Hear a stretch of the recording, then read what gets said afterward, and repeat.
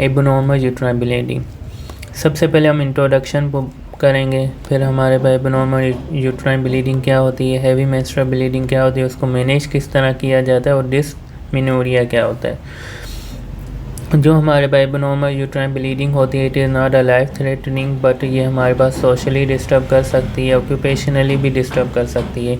Abnormal uterine bleeding में एक होती है हैवी मेंस्ट्रुअल ब्लीडिंग होती है, जिसमें वुमेन बोलती है मुझे बहुत शदीद ब्लीडिंग हो रही है। दूसरी इंटरमेंस्ट्रुअल ब्लीडिंग होती है, अगर वुमेन का एक 24 डेज़ का साइकिल है और उसको 15 डेज़ पर भी मेंसेस आ रहे हैं और 24 पर भी आ रहे हैं, तो वो इंटरमेंस्ट्रुअल ब्लीडिंग कहलाती है। दूसरी होती है पोस्टकॉइटल ब्लीडिंग होती है, जो इंटरकोर्स करने के बाद जो ब्लीडिंग होती है उसे पोस्टकॉइटल ब्लीडिंग कहते हैं। थर्ड हमारे पास जो ब्लीडिंग होती है वो पोस्ट मेनोपॉजल ब्लीडिंग होती है। ठीक है, जब हमारे पास पेशेंट आ जाए तो सबसे पहले हम पेशेंट से अच्छी हिस्ट्री लेनी है, फिर एग्जामिनेशन करनी है।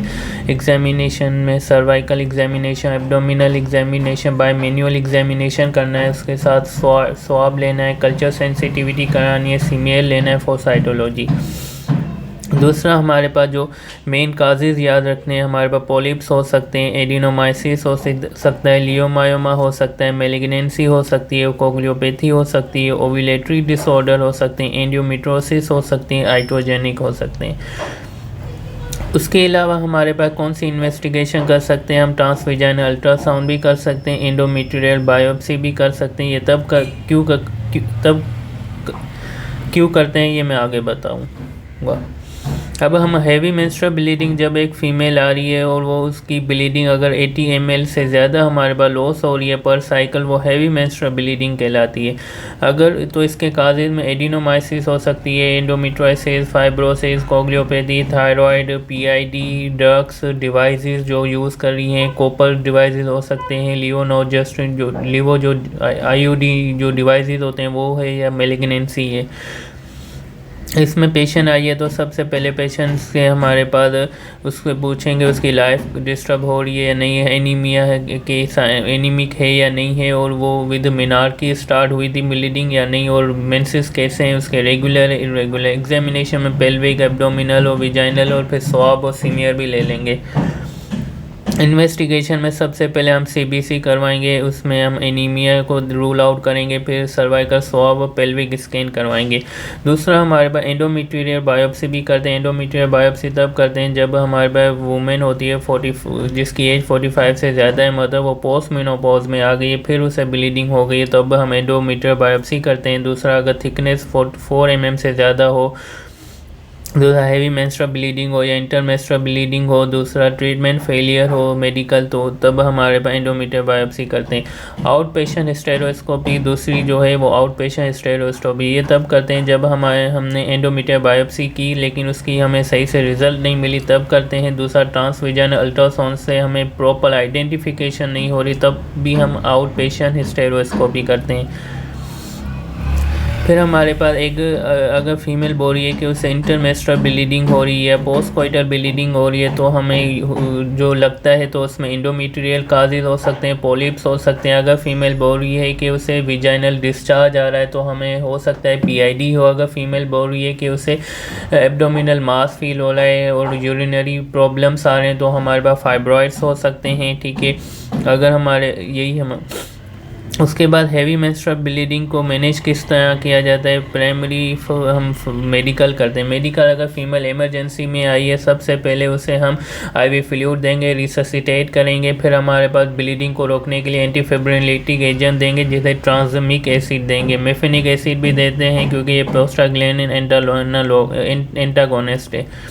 दूसरा levonorgestrel, it is the best drug होती है लेकिन ये लॉन्ग टर्म के लिए दी जाती है। दूसरा नॉरएथिस्ट्रोन भी दी जाती है, गोनाडोट्रोप रिलीजिंग हार्मोन इनहिबिटर भी देते हैं, लेकिन इसका साइड इफ़ेक्ट ये है कि ये ऑस्टियोपोरोसिस करवाती है।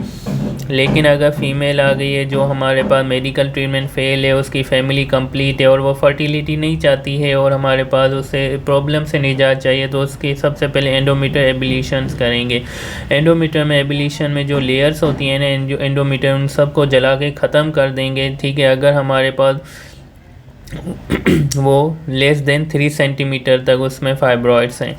ठीक ठीक है। दूसरा हमारे पास यूट्राइन आर्टरी एम्बोलाइजेशन कर सकते हैं, लेकिन अगर फीमेल आई है उसके फाइब्रोज 3 सेंटीमीटर से भी ज़्यादा है और वो फर्टिलिटी भी चाहती है तो उसे मायोमेक्टमी करते हैं। अगर वो फर्टिलिटी नहीं चाहती है तो हिस्टेरेक्टमी कर देंगे, सही है।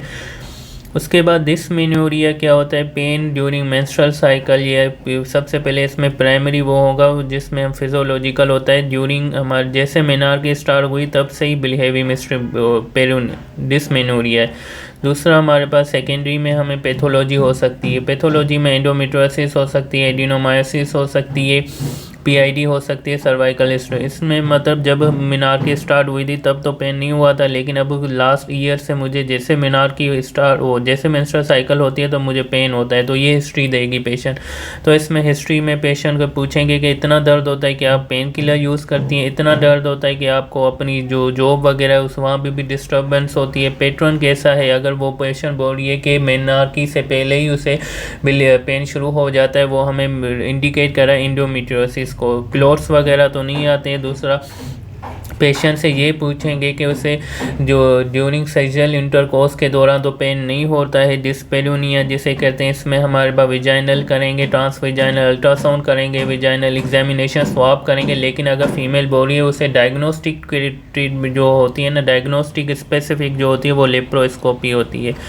दूसरा अगर हमें सर्वाइकल स्टेनोसिस को देखना है तो अल्ट्रासाउंड गाइडेड हिस्टेरोस्कोपी करते हैं। मैनेजमेंट में अगर फीमेल एक्यूट कंडीशन में आ रही है तो इंसेस्ट देते हैं, सीओपी देते हैं कंटिन्यू, जिसमें 21 डेज़ पे ब्रेक लेते हैं, लेकिन इसमें क्या बोलेंगे कंटिन्यू रखें 28 डेज़ तक।